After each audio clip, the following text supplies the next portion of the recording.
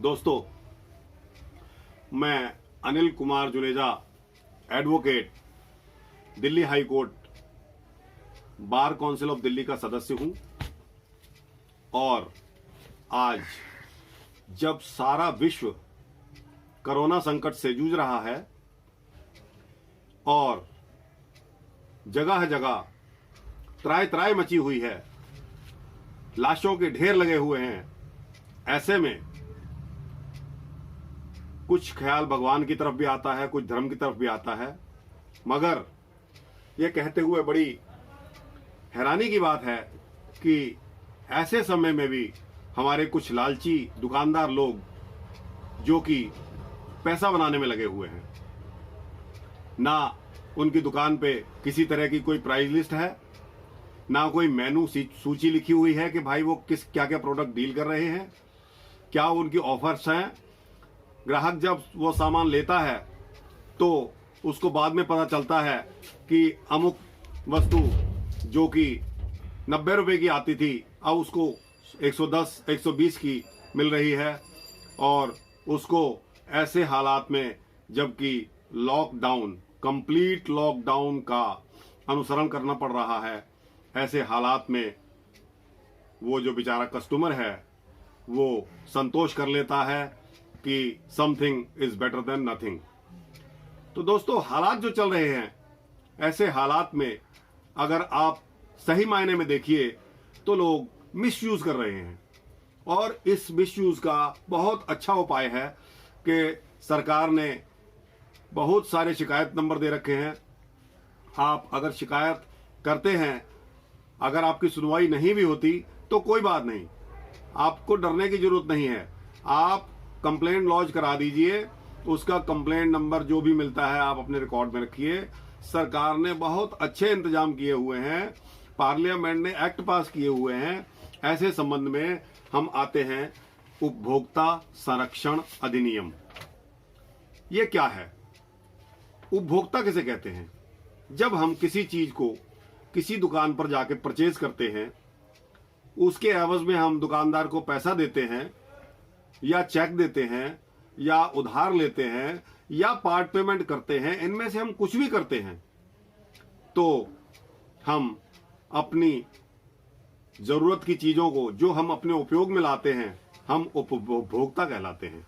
उपभोक्ता बनने के लिए हमें और कुछ किसी चीज की जरूरत नहीं है, प्रोवाइडेड हम उस आइटम को रीसेल ना करें। दोबारा हम उसको बेचने के लिए अगर ले जा रहे हैं तो हम उपभोक्ता की कैटेगरी में नहीं आते। अब मैं आता हूं उपभोक्ता संरक्षण अधिनियम के ऊपर। उपभोक्ता वही है कि जो अपनी खरीदी हुई वस्तु को अपने उपयोग में लाता है, और अगर वो खरीदी हुई वस्तु अगर पैसे ज्यादा चार्ज कर लिए जाते हैं, अनफेयर ट्रेड प्रैक्टिस में आता है।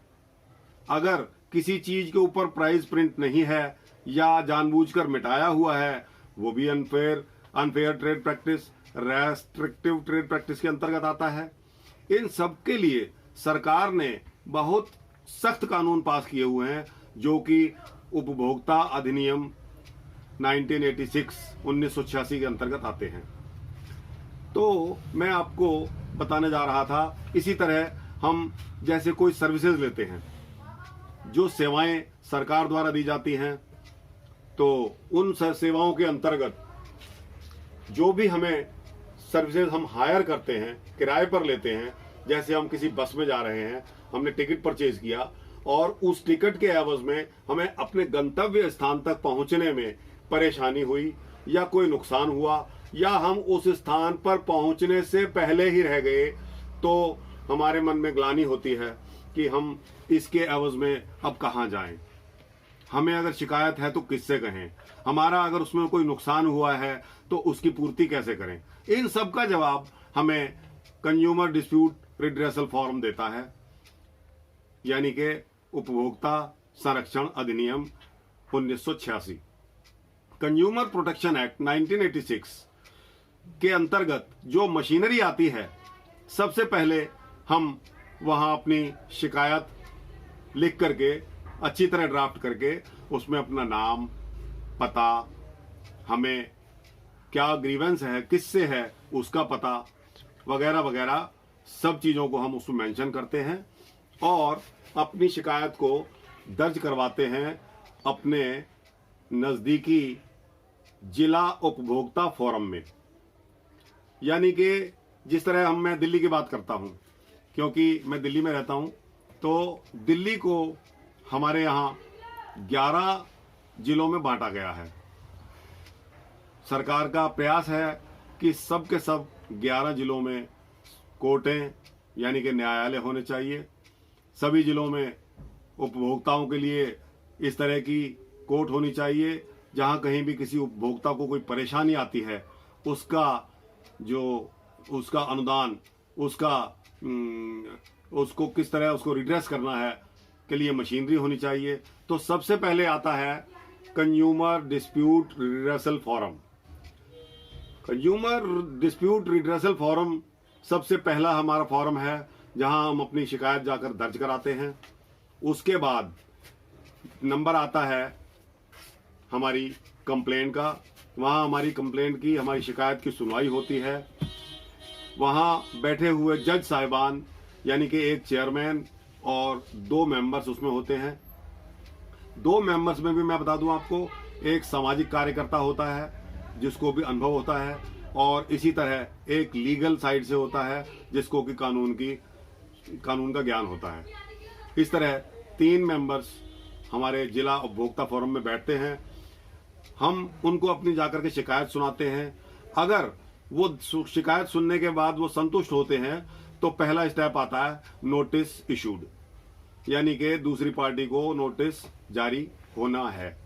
अब नोटिस जारी जो है उनका वो डिपार्टमेंट करता है, लेकिन उसका जो खर्चा है यानी कि वो बने हुए नोटिस को लिफाफे में रखना, उसको पंजीकृत करवाना, वो जो 20, 25, 30 रुपए का खर्चा है वो हमको खुद करना पड़ता है। उस लिफाफे को दूसरी पार्टी का पता डाल करके दूसरी पार्टी तक पहुंचाया जाता है। वो दूसरी पार्टी के लिए एक सूचना के तौर पर काम करता है। उसमें लिखा होता है कि भाई अमुक अमुक डेट पर आपको जिला उपभोक्ता फोरम में आकर के अपनी हाजिरी देनी है, अपना डिफेंस पेश करना है, और अपना डिफेंस खुद ना आकर के अपने प्लीडर यानी कि एडवोकेट या ऑथराइज रिप्रेजेंटेटिव, जिसको आप कॉम्पिटेंट समझते हो, पढ़ा लिखा हो, वो अपना जवाब आपके बिहाफ पर दे सकता है। तो अमूमन जो है ये आजकल वेल सेटल्ड लॉ है कि जब जवाब के लिए हमारे पास नोटिस मिल जाता है, वहां से हम 30 दिन गिनते हैं। उन 30 दिन के अंदर हमको जवाब फाइल करना होता है। ये एक सेटल्ड लॉ हो गया। अगर इस 30 दिन के अंदर हम जवाब फाइल नहीं करते, मान लीजिए 40 दिन हो जाते हैं, 50 दिन हो जाते हैं, तो हमको उसका कारण बताना पड़ता है। उसके साथ में एक एप्लीकेशन और लगानी पड़ती है और उसमें लिखना पड़ता है कि अमुक अमुक कारण के चलते मैं 30 दिन के अंदर अपना जवाब नहीं फाइल कर सका, इसलिए मेरे को माफी दी जाए। तो वो माफ भी हो जाता है, कोई बहुत बड़ी बात नहीं है। लेकिन कोर्ट के सामने जाना बहुत जरूरी है, क्योंकि कोर्ट के पास फिर बहुत सारी पावर्स हैं कि अगर आप नहीं भी जाते तो आपके खिलाफ वारंट भी हो सकते हैं, पुलिस वाला भी आपकी सेवा के लिए आ सकता है, आपको गिरफ्तार भी किया जा सकता है, आपको जेल भी भेजा जा सकता है, आपके ऊपर पेनल्टी भी इम्पोज हो सकती है। तो इन सभी चीजों से बचने के लिए लॉ अबाइडिंग सिटीजन, कानून पसंद व्यक्ति की भूमिका अदा करनी ज्यादा अच्छी रहती है। उसके बाद दूसरी पार्टी को जवाब दावा पेश करने का मौका मिलता है। उसके बाद हमको एक मौका फिर मिलता है शिकायतकर्ता को कि जो जवाब दावे और आपके दावे के अंदर कुछ ऐसे फर्क आ जाते हैं कि जिन चीजों में दूसरी पार्टी उसको बिल्कुल नकार जाती है, तो उसको रिलेट बैक करने के लिए आपको एक मौका और दिया जाता है, जिसको हम रिजॉइंडर रेप्लिकेशन कहते हैं। तो उस रिजॉइंडर रेप्लिकेशन में मिसाल के तौर पर मैं आपको बताता हूं कि मेरे ऊपर कोई अगर ये इल्जाम लगाता है कि 5 तारीख को जनवरी के दिन आप सुबह 10 बजे से लेकर रात 10 बजे तक फलाने ऑफेंस में लिप्त थे, मैं उसका जवाब पेश करता हूं कि इस तारीख को इतने बजे से इतने बजे तक मैं बॉम्बे में था, मैं दिल्ली में था ही नहीं, यानी कि मैं 1000 किलोमीटर दूर था। तो मैं उसको साइड ट्रैक कर गया सारी प्रॉब्लम को। अब उसको रिलेट बैक करने के लिए मेरे को जो मौका दिया जाता है वो उसको रेप्लिकेशन और रिजॉइंडर